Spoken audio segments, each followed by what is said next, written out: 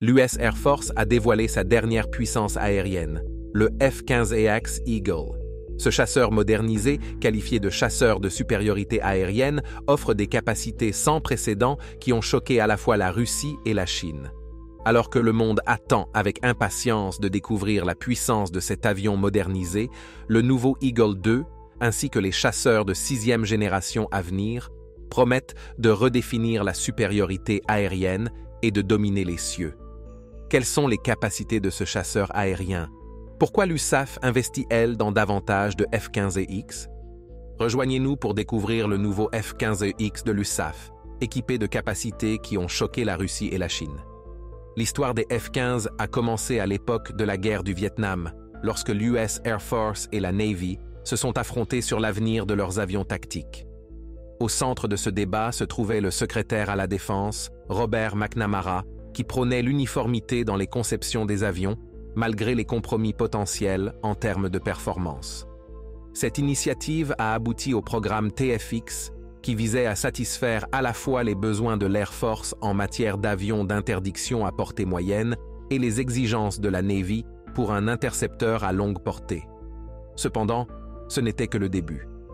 En janvier 1965, McNamara défia l'Air Force de produire un nouveau chasseur rentable capable de remplir des rôles à courte portée et d'assurer un soutien aérien rapproché, remplaçant des avions vieillissants comme le F-100 Super Sabre. Tandis que la Navy privilégiait des avions d'attaque robustes tels que le Douglas A-4 Skyhawk et le LTV A-7 Corsair II, l'Air Force se tournait vers le polyvalent Northrop F-5, qui offrait des capacités d'attaque secondaire. 4 mois après ce défi, Harold Brown, alors à la tête du département de la recherche et de l'ingénierie de la défense, préconisa l'exploration du F-5 et le lancement d'études pour ce qui deviendrait finalement le FX. Cette nouvelle génération d'avions devait prioriser la manœuvrabilité sur la simple vitesse et nécessiterait des capacités d'attaque au sol pour être considérée. La quête pour un chasseur de supériorité aérienne prit de l'ampleur en octobre 1965, lorsque l'Air Force lança une demande formelle de proposition auprès de 13 entreprises aérospatiales. Pendant ce temps, la décision de l'Air Force de choisir le A-7 plutôt que le F-5 pour les missions de soutien alimenta encore la recherche d'un avion dédié à la supériorité aérienne, d'autant plus que le A-7 manquait de véritables capacités de combat aérien. 8 entreprises répondirent avec des propositions innovantes et 4 d'entre elles avancèrent pour affiner leur conception. En juillet 1966, les concepts qui en résultèrent étaient formidables, avec des ailes à balayage variables et des capacités de vitesse impressionnantes, bien qu'ils ressemblaient encore au grand et lourd TFX F-111 et n'étaient pas encore adaptés aux missions de supériorité aérienne. Cependant, les choses devinrent un peu plus compliquées pendant la guerre du Vietnam. Les études sur le combat révélèrent des résultats préoccupants. L'accent avait été mis sur le combat à longue portée avec des missiles, conduisant à des avions conçus pour la vitesse et équipés de radars puissants, mais avec une manœuvrabilité limitée et souvent sans canon. Le McDonnell Douglas F-4 Phantom II, utilisé par l'Air Force, la Navy et le Marine Corps, illustrait cette approche. Il était puissant et capable, mais peinait dans les combats rapprochés contre des chasseurs plus petits et moins chers, comme le MiG-21. Les missiles se sont avérés peu fiables, notamment à courte portée. L'amélioration de l'entraînement et l'ajout du canon M61 Vulcan au F-4 ont aidé, mais les premières expériences ont conduit à une réévaluation de la doctrine du projet Forecast de 1963. Cela a conduit à la théorie de la manœuvrabilité de l'énergie de John Boyd, qui privilégiait la puissance et la manœuvrabilité plutôt que la vitesse pour une conception efficace des chasseurs. Le groupe Fighter Mafia a défendu un chasseur léger et manœuvrable, proposant une conception avec un rapport poussée-poids proche de 1, une vitesse maximale de Mach 2,3, un poids de 40 000 livres et une charge à l'air de 80 livres par pied carré. Pendant ce temps, la Navy trouva que le F-111 n'était pas adapté à ses besoins et lança le programme VFX pour un nouveau chasseur. En mai 1966, McNamara demanda aux deux services d'évaluer si le VFAX pouvait répondre aux exigences de l'Air Force pour le FX et, après 18 mois d'études, ils conclurent que les besoins étaient trop différents. La Navy privilégiait le temps de patrouille et la flexibilité de la mission, tandis que l'Air Force se concentrait sur la manœuvrabilité. En 1967, l'Union soviétique dévoila le Mikoyan Gourevitch MiG-25 au terrain d'aviation de Domodedovo, près de Moscou. Le MiG-25 était un intercepteur haute vitesse et haute altitude qui utilisait de l'acier inoxydable plutôt que de l'aluminium pour atteindre des vitesses supérieures à Mach 2,8. Cette conception nécessitait une aile plus grande pour gérer les hautes altitudes, ce qui le rendait similaire aux grandes études FX, ce qui inquiéta le département de la Défense des États-Unis. Les observateurs craignaient que le MiG-25 ne soit supérieur à tous les chasseurs américains existants, y compris le futur FX, en raison de sa vitesse, de sa capacité à haute altitude et de son endurance. Le MiG-23 souleva également des inquiétudes, car on pensait qu'il était meilleur que le F-4. L'état-major de l'Air Force et le commandement aérien tactique voulaient un avion polyvalent, mais Diz Osway et le chef d'état-major de l'Air Force, Bruce K. Holloway, plaidaient pour un chasseur de pure supériorité aérienne afin de rivaliser avec les performances du MiG-25. Pendant ce temps, la Navy mit fin à son programme VFAX et accepta la proposition de Grumman pour le VFX, qui devint le Grumman F-14 Tomcat. Le VFX était plus proche des exigences évolutives de l'Air Force pour le FX. Ces préoccupations conduisirent à des débats internes au sein de l'Air Force, qui aboutirent à la décision selon laquelle le nouvel avion devait être un chasseur de supériorité aérienne. Lorsque l'armée américaine acquit des missiles RR à tête chercheuse, elle décida que les mitrailleuses sur les chasseurs étaient terriblement obsolètes. Par conséquent, le McDonnell Douglas F-4 Phantom ne disposait pas d'armement adapté au combat aérien rapproché, ce qui a conduit à des pertes face aux plus agiles MiG-21 dans les cieux du Vietnam. Les dirigeants militaires ont rapidement reconsidéré leurs priorités pour les futurs chasseurs en privilégiant la vitesse, un radar à longue portée puissant, un grand approvisionnement en missiles RR et bien sûr une arme pour le combat rapproché. Le secrétaire à la Défense, Robert McNamara, a demandé à l'US Air Force et à la Marine de s'unir pour créer un aéronef ultime pouvant être utilisé sans modifications importantes. La demande des forces armées a été répondue par Fairchild Republic, North American Aviation et McDonnell Douglas. Mais le participant le plus inattendu au projet, même pour les fabricants d'avions, était la NASA. Oui, comme vous l'avez déjà compris, les autorités américaines prenaient au sérieux l'idée de devancer leur principal ennemi stratégique, l'URSS, pour les années à venir. Ayant remporté la sélection concurrentielle, McDonnell Douglas a commencé à peaufiner le prototype, qui ressemblait à l'époque à un F-14 Tomcat à deux queues avec des ailes fixes. Le résultat des efforts fut le F-15 à un siège et le TF-15 à deux sièges, qui allaient être renommés plus tard F-15A et F-15B. Les versions recevaient de nouveaux moteurs Pratt & Whitney F-100. Au lieu du canon Ford Philco G7 de 25 mm initialement proposé avec des munitions sans étui, le chasseur, confronté à des problèmes de développement, a reçu le légendaire canon M61 Vulcan, tout comme l'A-10 Warthog. Le F-15A a effectué son premier vol en juillet 1972 et un an plus tard, son frère à deux sièges, le F-15B, déployait ses ailes. Les progrès étaient en cours et l'Aigle faisait de son mieux pour rester en avance. En 1979, McDonnell Douglas et le fabricant de radars F-15, Hughes, se sont associés pour développer en privé une version d'attaque du chasseur appelée F-15E Strike Eagle. Cela marqua le point de départ de l'histoire de la famille F-15 Advanced Eagle et, en particulier, du F-15EX Eagle II. Dans les années 2010, l'US Air Force faisait face à une pénurie de chasseurs pour les années 2020. Cela était dû à des réductions budgétaires après la fin de la guerre froide en 1991 et à l'accent mis sur la guerre contre-insurrectionnelle après les attentats du 11 septembre.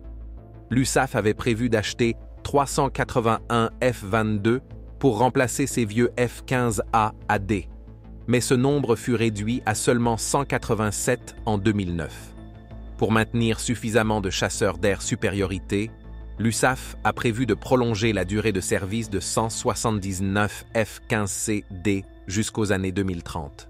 Ces jets, connus sous le nom de Golden Eagle ou F-15 2040C, recevraient de nouveaux équipements, y compris un radar AESA, un IRST et le système de guerre électronique EPAWSS.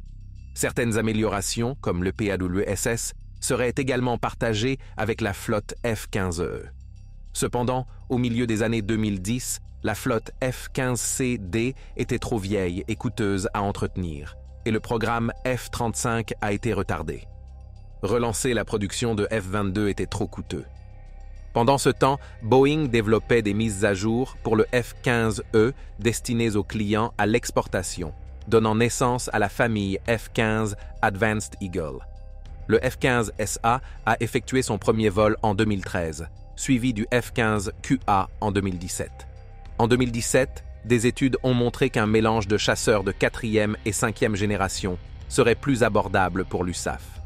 Cela a conduit à des discussions entre l'USAF et Boeing concernant le F-15X, une variante à un siège basé sur le F-15QA pour remplacer les F-15CD. Des variantes à 1 et 2 sièges ont été proposées, appelées F-15CX et F-15X, l'USAF choisissant le EX. En 2019, 8 F-15EX ont été inclus dans la demande de budget de l'exercice 2020. Cela a permis d'utiliser la ligne de production existante des F-15 avec des coûts minimes et a soutenu la division St. Louis de Boeing pour maintenir la diversité dans la fabrication des chasseurs américains. Les améliorations du F-15EX comprenaient un radar AESA, un IRST et un EPAWSS, ainsi que des caractéristiques du F-15QA, telles qu'une structure révisée avec une durée de vie de 20 000 heures, un nouveau cockpit et des commandes de vol, et le système Ember pour transporter jusqu'à 22 missiles RR. Le Boeing F-15EX Eagle II est considéré comme un chasseur capable d'effectuer de nombreux rôles dans toutes les conditions météorologiques. Il n'est peut-être pas aussi furtif que les derniers F-22 et F-35, mais il apporte une puissance de feu impressionnante à l'USAF. Conçu pour soutenir ses chasseurs de 5e génération, le F-15EX excelle dans la défense du territoire et des bases aériennes, l'application des zones d'interdiction de vol et le lancement de puissantes armes à distance pour aider les chasseurs furtifs en première ligne. Dans un geste audacieux, le département de la Défense des États-Unis a commandé 8 F-15EX pour 1,2 milliard de dollars en juillet 2020, marquant un investissement important dans la supériorité aérienne. L'excitation a atteint son apogée le 2 février 2021, lorsque le F-15EX a effectué son vol inaugural. Quelques mois plus tard, il a reçu le nom officiel Eagle II. Le budget de défense de 2021 a propulsé davantage le programme avec 1,23 milliard de dollars pour 12 autres Eagle II, visant un total de 144. Cependant, en mai 2022, l'USAF a ajusté ses plans, réduisant le nombre à 80 aéronefs. De manière intéressante, les premiers F-15X opérationnels voleront sans réservoir de carburant conforme, se concentrant sur l'agilité et la vitesse. Mais l'histoire ne s'arrête pas là. Le budget proposé pour 2024 inclut des fonds pour l'achat de 24 F-15EX supplémentaires, préparant le terrain pour une flotte redoutable de 104 Eagle II. Le F-15X est prêt à devenir un changeur de jeu, renforçant la domination de l'USAF dans les cieux. Une des raisons pour lesquelles l'Advanced Eagle est très recherché est qu'il comprend de nombreuses améliorations pour les clients à l'exportation, tels que le moteur General Electric F-110 GE-129, le système de guerre électronique numérique AN-100 ALQ-239 et une structure d'aile redessinée pour une durée de vie plus longue. Il a également un cockpit amélioré et un système de commande de vol numérique fly-by-wire, ce qui a résolu les problèmes de stabilité et permis 2 pylônes d'ailes supplémentaires. Contrairement à certains autres modèles d'Advanced Eagle, le F-15EX n'a pas le système AN/AAR-57 Common Missile Warning System de BAE Systems, bien que les points de montage pour ces capteurs aient été conservés afin d'éviter de modifier le processus de production et de maintenir le même profil aérodynamique pour le système fly-by-wire. Le F-15EX dispose de systèmes avioniques avancés et de systèmes de protection pour améliorer la conscience situationnelle et la survie du pilote. Son radar APG-82V1, un mélange de technologie F-15 plus ancienne et de Super Hornet, fonctionne avec un nouveau système de refroidissement et des filtres réglables pour permettre les fonctions simultanées de radar et de guerre électronique avec le système IPA-OSS. Ce système numérique fournit des alertes radar et de géolocalisation des menaces et s'intègre aux contre-mesures telles que le distributeur de leurre et de phares AN/ALE-47.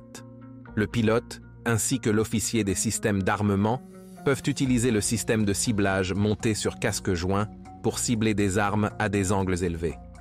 Le capteur IRST-21 du Pod Legion détecte passivement les menaces, en particulier celles peu visibles. Le F-15EX peut être piloté par un seul pilote pour des missions simples, mais le siège arrière est prêt pour un WSO pour des tâches plus complexes, y compris l'interaction avec des aéronefs sans pilote. Principalement utilisé comme chasseur de supériorité aérienne pour remplacer le F-15CD et soutenir le F-22, il peut aussi effectuer des frappes au sol avec les pods Lantern et Sniper XR, comme le F-15E. Une caractéristique importante du F-15EX est son architecture de systèmes ouvertes. Cela permet des mises à jour futures, ce qui signifie que lorsqu'il devient obsolète, il peut toujours être modernisé. Le F-15EX peut transporter une charge utile importante, offrant une grande flexibilité. Pour des missions de supériorité aérienne ou d'escorte, il peut emporter 12 missiles RR comme le IM-120 AMRAAM ou IM-9 Sidewinder, et potentiellement jusqu'à 16 IM-120, 4 IM-9 et 2 AGM-88 ARM, bien que cela n'ait pas encore été testé ou financé. Pour les frappes de précision, il peut transporter 16 bombes de petit diamètre GBU-39, 4 AMRAAM, une munition directe d'attaque conjointe de 2000 livres, 2 armes et 2 réservoirs de carburant.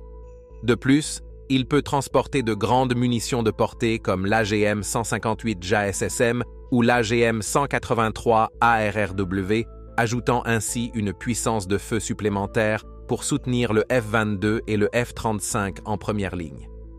L'Advanced Eagle a une structure plus robuste, ce qui le rend plus lourd que les modèles précédents du F-15. Cependant, son système de contrôle fly-by-wire numérique et ses moteurs puissants F-110, F-120 lui confèrent une maniabilité et une gestion bien meilleures. Cela permet aux pilotes de voler de manière agressive sans se soucier des limites d'angle d'attaque. Le système fly-by-wire rend également l'appareil plus résistant au décrochage et mieux adapté à la gestion d'une distribution de poids inégale. Les premières améliorations du F-15EX comprenaient un radar AESA, un suivi infrarouge et un système EPAWSS, système de survivabilité et d'alerte passive Active Eagle, des programmes de modernisation du F-15 existant, tout en combinant les avantages du F-15QA, comme une conception révisée avec une durée de vie de 20 000 heures, un nouveau cockpit, des commandes de vol, et un système AMBER, Advanced Missile and Bomb Ejector Rack, capable de transporter jusqu'à 22 missiles RR. Bien que toutes ces caractéristiques ne permettent pas au Eagle 2 de résister aux systèmes de défense aérienne les plus récents avec la même efficacité que les avions de 5e génération Raptor et Lightning II, les chasseurs F-15EX peuvent toujours fournir un excellent soutien pour ces derniers lors de missions de supériorité aérienne en effectuant la défense du territoire et des bases aériennes, l'application de zones d'exclusion aérienne contre des défenses aériennes limitées, et le déploiement d'armes à distance pour soutenir les chasseurs furtifs en première ligne. La modification EX tire le meilleur des précédentes incarnations de l'Eagle. Le moteur a été remplacé par un General Electric F-110 GE-129 avec une poussée maximale de 29 500 livres, complété par un système de guerre électronique numérique ALQ-239 bien plus avancé, remplaçant le précédent ensemble d'avertissement de guerre électronique ALQ-128, qui faisait partie des systèmes de guerre électronique tactiques. L'apparence de l'Eagle a également subi des changements. Les ingénieurs ont révisé la conception des ailes et l'ont considérablement améliorée, augmentant la durée de vie de l'appareil de 8 000 à 20 000 heures. De plus, il y avait de la place pour les innovations qui avaient été proposées pour l'exportation, mais n'avaient jamais trouvé de réponse auprès des clients. Par exemple, une cabine améliorée, initialement destinée à être installée dans les modifications F-15SE Silent Eagle. Le système de contrôle hybride électronique-mécanique a été remplacé par un système de contrôle fly-by-wire numérique plus moderne, éliminant avec succès les modes de vibration qui causaient précédemment des problèmes de stabilité du chasseur, ce qui avait conduit les versions antérieures du F-15 à désactiver 2 pylônes d'ailes extérieures. Il serait étrange que, dans leur quête d'efficacité, l'équipe de Boeing ait travaillé sur l'apparence et les moteurs de l'avion, en oubliant complètement les entrailles numériques de l'EX. C'est pourquoi il a reçu un nouvel ordinateur de mission, un processeur Advanced Display Core et 2 grands écrans d'aviation pour le pilote et l'officier des systèmes d'armement. Un rôle tout aussi important dans la mise à jour a été joué par le nouveau radar AESA APG-82-1 de Raytheon, qui combine l'antenne AESA APG-63-3 avec le processeur APG-79V. Pour éviter que tous ces composants ne surchauffent et tombent en panne, le chasseur a reçu un nouveau système de refroidissement et des filtres de fréquence radio, garantissant le fonctionnement simultané du radar et de la guerre électronique lorsqu'il est intégré avec l'AN ALQ-250 EPAWSS ou système Eagle Passive Active Warning and Survivability System. La grande capacité de levage de l'Eagle 2 lui a conféré un niveau approprié de flexibilité. Une configuration typique de l'Advanced Eagle pourrait transporter 12 missiles RR, y compris des missiles AIM-120 AMRAAM à portée courte ou AIM-9 Sidewinder, ainsi que des AGM-88 ARM.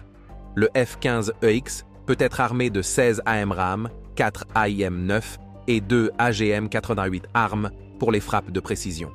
Il est capable de transporter 16 bombes GBU-39 de petit diamètre, 4 AMRAAM, une munition directe d'attaque conjointe de 2000 livres, 2 armes et 2 réservoirs de carburant.